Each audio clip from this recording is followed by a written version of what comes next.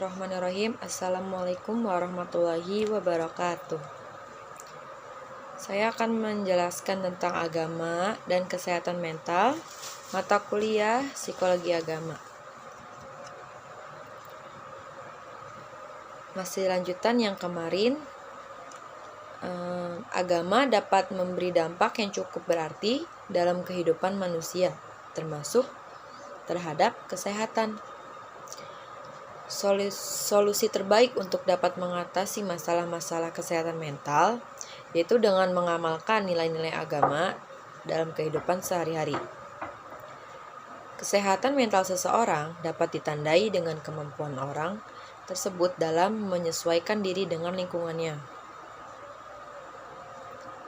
dan mampu mengembangkan potensi yang terdapat dalam dirinya sendiri semaksimal mungkin untuk menggapai ridho Allah Subhanahu wa Ta'ala, serta dengan mengembangkan seluruh aspek kecerdasan, baik kesehatan spiritual, emosi, maupun kecerdasan intelektual. Di sini ada hubungan antara agama sebagai keyakinan dan kesehatan jiwa. Hubungannya itu terletak pada sikap penyerahan diri seseorang terhadap suatu kekuasaan yang maha tinggi. Sikap tersebut memberikan sikap optimis pada diri seseorang, sehingga muncul perasaan positif seperti bahagia, puas, sukses, merasa dicintai, atau merasa aman. Sikap emosi yang merupakan bagian dari kebutuhan asasi manusia sebagai makhluk yang bertuhan, maka dalam kondisi tersebut manusia dapat berada dalam keadaan tenang dan normal.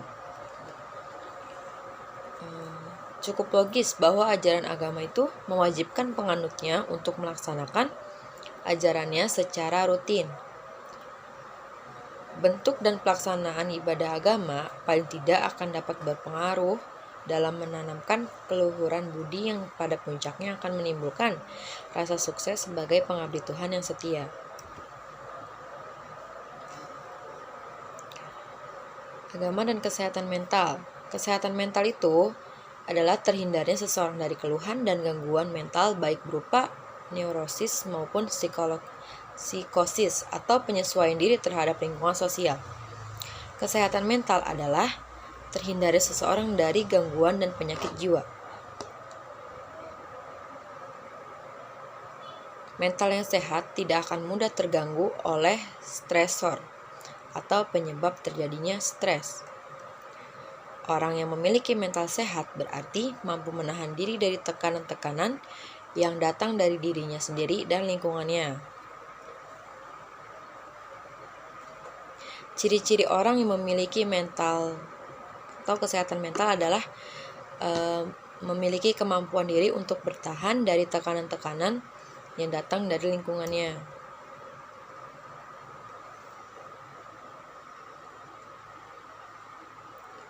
Agama dapat memberi dampak yang cukup berarti dalam kehidupan manusia, termasuk terhadap kesehatan. Orang yang sehat mental akan senantiasa merasa aman dan bahagia dalam kondisi apapun. Ia juga akan melakukan introspeksi atas segala hal yang dilakukannya, sehingga ia akan mampu mengontrol dan mengendalikan dirinya sendiri. Hidup adalah proses penyesuaian diri terhadap seluruh aspek kehidupan. Orang yang mampu beradaptasi dengan lingkungannya akan gagal dalam menjalani kehidupannya. Manusia diciptakan untuk hidup bersama, bermasyarakat, saling membutuhkan satu sama lain, dan selalu berinteraksi.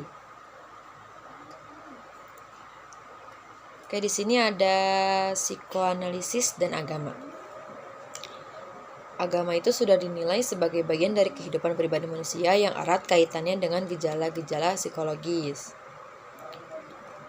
Dalam beberapa bukunya Sigmund Freud yang dikenal sebagai pengembang psikoanalisis mencoba mengungkapkan hal itu. Agama menurutnya itu tampak pada perilaku manusia sebagai simbolisasi dari kebencian terhadap ayah yang direfleksi dalam bentuk rasa takut kepada Tuhan. Secara psikologis, agama itu merupakan ilusi manusia. Manusia itu lari kepada agama karena rasa ketidakberdayaan terhadap bencana. Dengan demikian, segala bentuk perilaku keagamaan merupakan perilaku manusia yang timbul dari dorongan agar dirinya terhindar dari bahaya dan dapat memberikan rasa aman. Untuk keperluan itu, manusia menciptakan Tuhan dalam pemikirannya. Nah, di sini ada behaviorisme dan agama. Menurut Skinner, merupakan salah satu tokoh behaviorisme melihat agama sebagai isme sosial yang lahir dari dua faktor penguat. Menurutnya, kegiatan keagamaan menjadi faktor penguat sebagai perilaku yang meredakan ketegangan. Lembaga-lembaga sosial, termasuk lembaga keagamaan, bertugas menjaga dan mempertahankan perilaku dan kebiasaan masyarakat. Manusia menanggapi tuntutan yang terkandung dalam lembaga itu dan ikut melestarikan lewat cara mengikuti aturan-aturan yang telah berlaku. Selanjutnya ada perilaku keagamaan menurut pandangan behaviorisme. Erat kaitannya dengan prinsip reinforcement atau reward dan punishment. Manusia berperilaku agama karena didorong oleh rangsangan hukuman dan hadiah atau pahala. Manusia hanyalah sebuah robot yang bergerak secara mekanis menurut pemberian hukuman dan hadiah.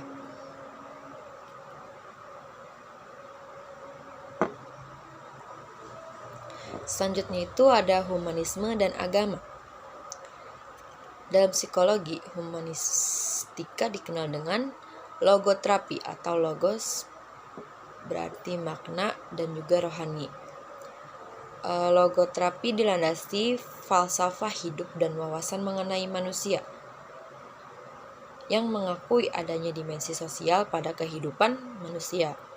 Kemudian, logoterapi menitikberatkan pada pemahaman bahwa dambaan utama manusia yang asasi dan motif dasar manusia adalah hasrat untuk hidup bermakna. Di antara hasrat itu terungkap dalam keinginan manusia untuk memiliki kebebasan dalam menentukan makna hidup. Kebebasan seperti itu dilakukannya antara lain melalui karya-karya yang diciptakannya, hal-hal yang dialami dan dihayati, termasuk agama dan cinta kasih, atau dalam sikap atas keadaan dan penderitaan yang tak mungkin dielakkan. Adapun makna hidup adalah hal-hal yang memberikan nilai khusus bagi seseorang, yang bila dipenuhi akan menjadikan hidupnya berharga dan akhirnya akan menimbulkan penghayatan bahagia. Dalam logoterapi dikenal dua peringkat makna hidup. Yang pertama itu makna hidup pribadi dan yang kedua itu makna hidup paripurna.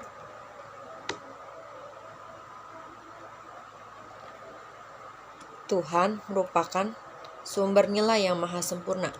Dengan agama sebagai perwujudan tuntutannya, disinilah barangkali letak peranan agama dalam membina kesehatan mental berdasarkan pendekatan logoterapi.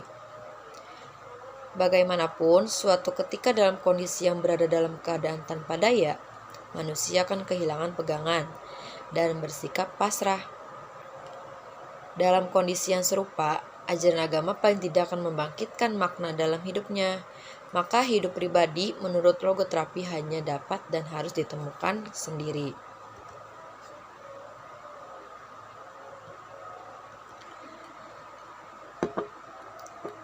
Adapun ciri-ciri orang yang memiliki kesehatan mental. Yang pertama, memiliki sikap batin atau attitude yang positif terhadap dirinya sendiri. Yang kedua, aktualisasi diri. Yang ketiga, mampu mengadakan integrasi dengan fungsi-fungsi psikis yang ada. Yang keempat, mampu berotonom terhadap diri sendiri atau mandiri. Nah, yang kelima, memiliki persepsi dan objektif terhadap realitas yang ada. Yang keenam, mampu menyelaraskan kondisi lingkungan dengan diri sendiri. Temuan kedokteran terhadap hubungan jiwa dan badan. Nah, kesehatan mental adalah ilmu yang meliputi sistem tentang prinsip-prinsip, peraturan-peraturan, serta prosedur-prosedur untuk mempertinggi kesehatan rohani. Orang yang sehat mentalnya ialah orang yang dalam rohani atau dalam hatinya selalu merasa tenang, aman, dan tentram. Permasalahan kesehatan mental menyangkut pengetahuan serta prinsip-prinsip yang terdapat dalam lapangan psikologi, kedokteran, psikiatri, biologi, sosiologi, dan agama.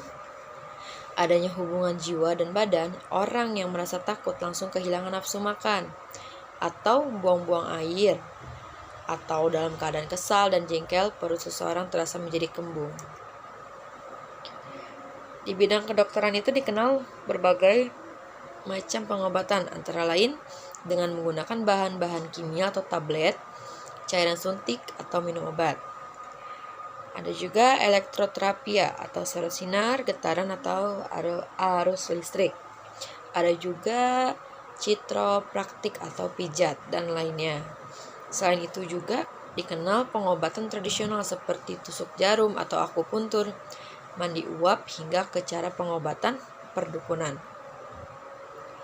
Orang mulai mengenal pengobatan dan hipoteria, yaitu pengobatan dengan cara hipnotis, dan kemudian dikenal dengan adanya istilah psikoterapi atau autoterapia atau penyembuhan diri sendiri yang dilakukan tanpa menggunakan bantuan obat-obatan biasa.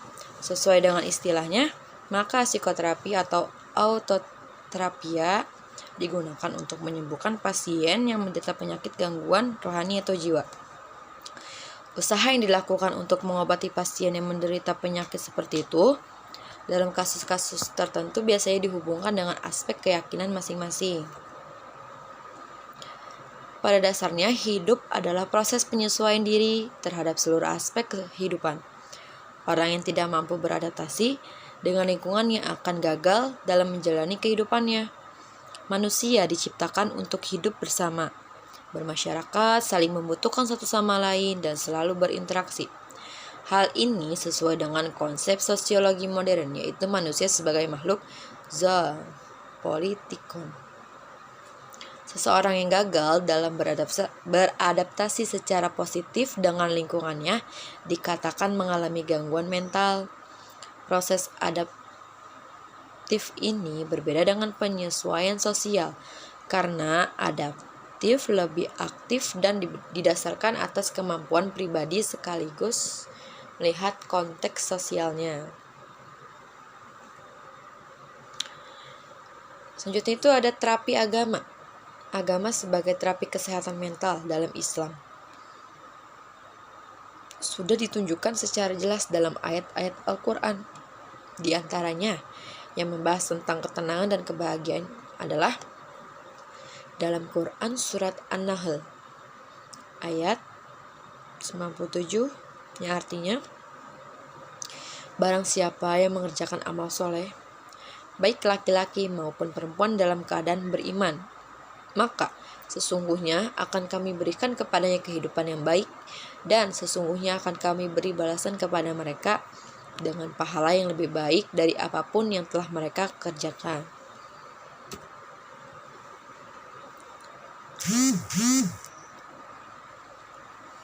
Yaitu dalam Quran surat Ar-Rod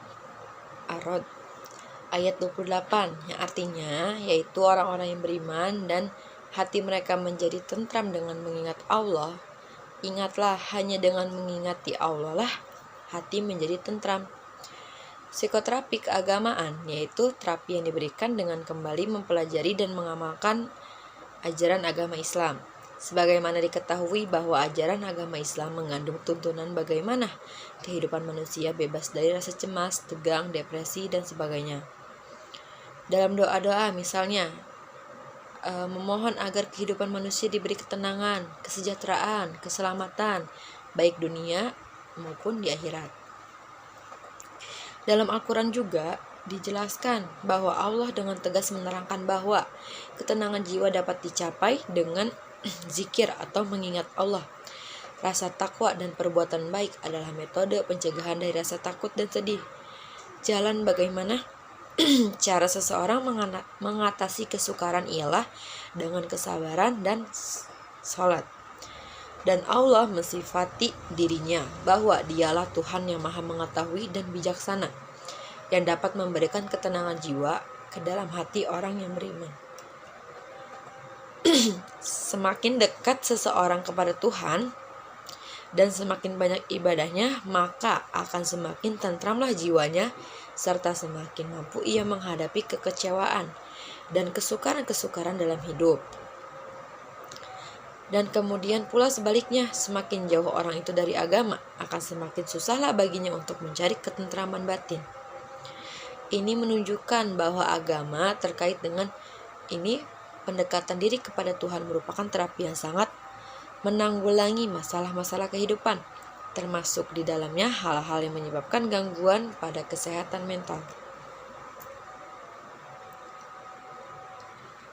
Cukup sekian yang dapat saya sampaikan dan jelaskan. Kurang lebihnya mohon maaf. Wassalamualaikum warahmatullahi wabarakatuh.